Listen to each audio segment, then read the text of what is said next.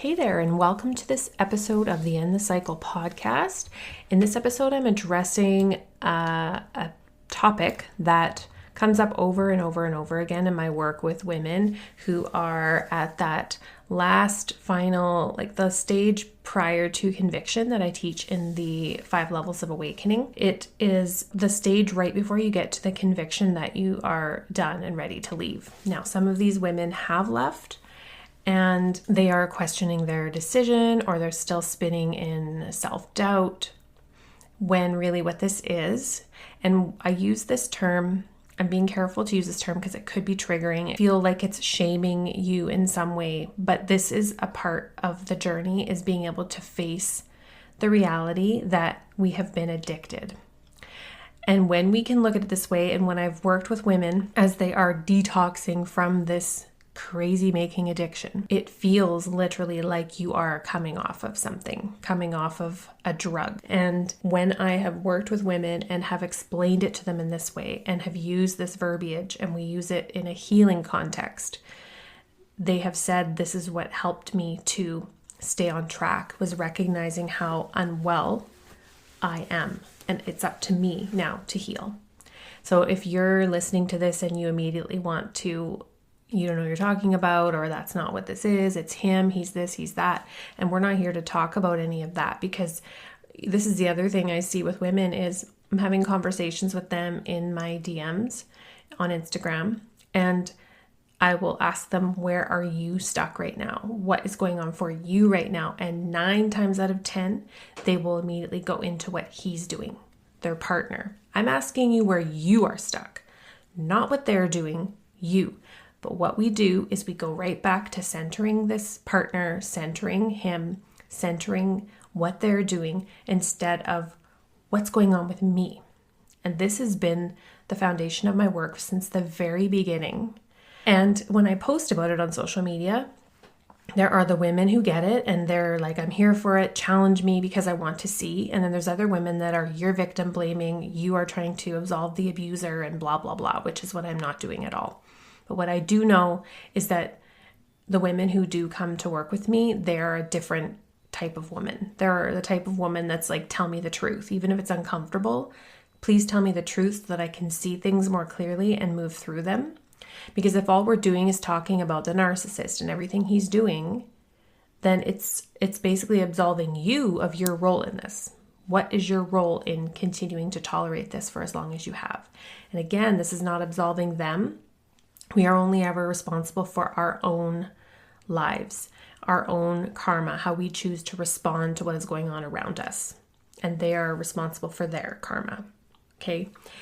And so if you feel like this resonates, then I invite you to apply to book a consultation with me. I'm right now taking one-on-one private clients who want to go deep into this work to actually heal it and end it so that you don't keep repeating it in future relationships.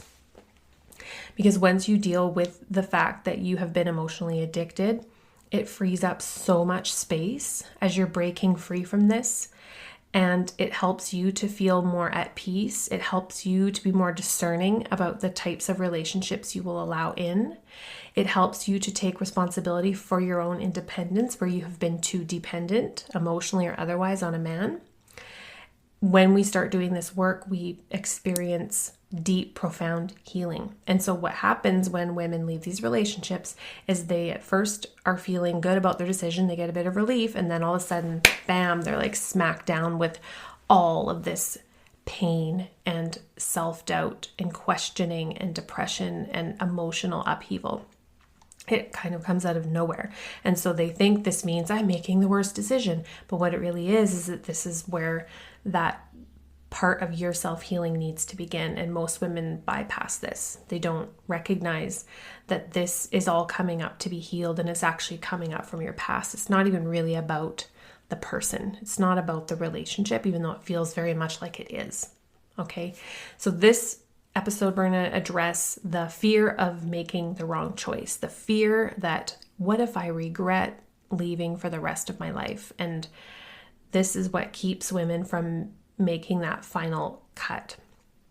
And so if you feel like your mind is on that constant roller coaster loop of never-ending thoughts and doubts and worries and concerns, and it just goes on and on and on and on to the point you can't concentrate at work, you can't concentrate on your parenting, you're not sleeping, you're not feeling any emotional well-being because your mind is just literally taking over with thoughts like, what if I contributed to this relationship breakdown? What if I'm the one who broke this? What if he could change now that I've changed, or now that I'm doing the work? What if he can? What if leaving is a mistake I can't ever undo? What if I leave and regret it for the rest of my life? And so the fear of regret, I think, is human. It's human. But what if, you have more regret around sticking it out much longer, and then you have regret about all the years that were wasted? That's another type of regret that we don't necessarily look at, is what if I regret that I gave this way too many years and I'm paying with a chronic health condition now I have to learn to manage for the rest of my life. This has been my reality. And I take full responsibility for that. And what if there are other regrets in there that you have? And so the fear of regret of what if I leave and realize I've made a mistake, it is more than just an emotional hesitation or uncertainty. It's more than that. It's actually at the root of emotional addiction. And psychologists, I'm not a psychologist, but I do have a background in counseling psychology. And I have studied and read, I don't even know, hundreds of books, audiobooks, programs, taken coaching to learn about personal and self-transformation. So I'm not here to say I'm a trauma expert or a psychologist or an addiction expert, but I'm contributing to the conversation because I do know a thing or two about these dynamics as well. But the truth is that psychologists, trauma experts, and addiction researchers all recognize that as a survival-based coping mechanism rooted in the nervous system and attachment trauma is this: what if I am making a huge mistake and I am alone for the rest of my life, or I'm nobody without this person and my sense of self is leaving out the door with them. Okay, that's a lot. It's a lot. I'm not going to go too much deeper into that here. That's deep work, okay? But your self-growth, awakening, and evolution is here to give you clarity, not necessarily certainty. Okay, so you have grown to a level where you have realized that this is not healthy. You can recognize that this is not good for you. But you may have that clarity, but you still don't have that mental certainty. And doing your own growth as far as you have come now, because I know you, the women that I work with, you've done a lot of work. You've read the books, you've done all the therapy, you've done podcasts and personal growth to the degree that you are aware that you need to do it.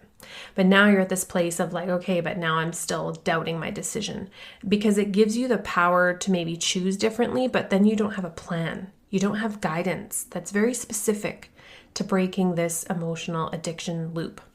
That's the key. This is what's missing.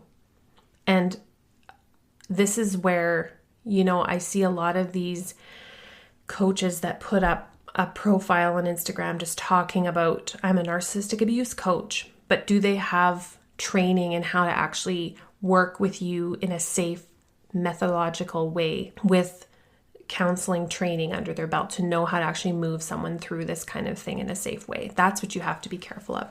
You also have to be careful of therapists who do have that training, but they don't have the self-knowledge or the personal experience of what this is actually like to break free from, because they can gaslight you unintentionally to questioning, did you have a role in this? And while you do, the time for recognizing that isn't necessarily when you're feeling raw and unsure of if you've made the right decision. Okay, so we have to do this in a way that's very strategic as to the depths of what we're ready to look at. But the first piece, and this is what I'm talking about here, is it's recognizing that this is actually a pattern that's coming up from the past. This is got to do with your attachment needs as a child not being met as a child, and you are now reliving that as though this person is that parent, which is not healthy, right? Because our love relationships don't, they don't mimic our early childhood relationships with our parents, but we do have that stuff get triggered in our adult relationships. So this is where we have to take ownership for self-healing. Does that mean that we don't want a partner that recognizes where we have these woundings and where we have these sensitive places? No, a healthy partner should give a shit about that, and they should want to adjust it within reason. But you're also doing your work to heal those parts so that they aren't so sensitive to the touch. When you've been through a lot of trauma in relationships and you get into another relationship, some of the things that might mimic what you have experienced can be very, very confronting and very triggering. And so you have to make sure that the person you're with cares enough about you to recognize and adjust, because nobody's perfect, but they have to be willing, and they have to be willing to do some work around the patterns that you are bringing and saying, this is not necessarily about you, but also it's not working for me. And so we need to work on how we're going to navigate this, right? And this is why doing this work is so critical, because you have to take responsibility for your own healing. And just because you are healing and learning where you have your own unhealthy patterns, it doesn't mean that he's going to rise to meet you at this new level. This is where a lot of women get into this. Well, what if I quit too soon and he can meet me at this level? And the other part is, just because you've played a part in the pain cycle and the patterns doesn't mean you owe your future to making up for all of the past. And it doesn't mean you take full responsibility for this. This is where it can get really murky, because we're talking about you taking responsibility 100% for your role, not for theirs. That's their job. So we are detaching. I'm talking about you, not them. So this is where women get really entangled emotionally, because these are the codependent hooks in these relationships of they take over responsibility. They're already very responsible, but then they take responsibility for someone else, an adult that is 100% responsible for their thoughts, feelings, and actions. You're responsible for yours. So where women question themselves is when they have reacted in ways that would count as emotional abuse. Maybe you've reacted, maybe you've thrown something, maybe you have said something or behaved in a way that would count as emotional abuse or otherwise. Maybe you've had an emotional or physical affair during the relationship, or multiple. Maybe you've used alcohol or other substances in the relationship. Maybe you have experienced childhood trauma or inconsistent love from caregivers, and so you feel like you have a part to play in why the relationship didn't work. Or you've been diagnosed, with a mental health condition, and you wonder if this is why the relationship didn't work. So I want to just add a quick caveat here is I want you to really understand that women who end up in these types of volatile relationships typically have past trauma. It might not be something really earth-shattering. Maybe you're like, no, my childhood wasn't that bad. But when we get deeper into it, there was some wounding in there, okay? And so a lot of women that I work with experience depression, anxiety. They may have borderline traits or borderline personality disorder, which is the extreme in that. You can have traits just like a narcissist can have traits. Someone with NPD can have just traits, but not the full-blown personality disorder. And also there is bipolar disorder and variants of those. And so this does complicate things if you do have some of these things going on. But what I want to say here is that it's harder to see where you end and he begins with this. And this is why having the right guidance to help you get clarity is so important. But I also want to say that leaving these types of relationships may very well improve these symptoms and that are being triggered in the trauma loops of these relationships. Okay, I'll just leave that there. That maybe you do have something going on there, but this relationship is very much flaring it up and bringing it very much to the surface. You know, it's like that might be the root cause of why you can't heal or manage an actual diagnosed mental health condition. You're not going to be able to do that when you're experiencing gaslighting and mental manipulation, emotional manipulation. The gaslighting in itself could cause borderline personality symptoms. And I'm not here to diagnose anybody with that, but I I know the patterns of what can happen here and that they can very much be flared in these dynamics. So remember that you're allowed to grieve or to feel guilt or to wonder. It's actually okay to feel it all. This is where we start to judge ourselves and think, why am I feeling this way? Should I be feeling this way? But you're also allowed to move forward with clarity and confidence and with a grounded decision that you won't keep questioning. And if you're in this loop, this is what I help women with my private coaching. This is not something that is as easy to work through in a course. I do have a course that's called She's Moving On, and it does walk you through those first weeks of detaching and the emotional addiction and the detoxing and what actually comes up, the aftershock and all of that. So I have that for you if you just want to study something on your own.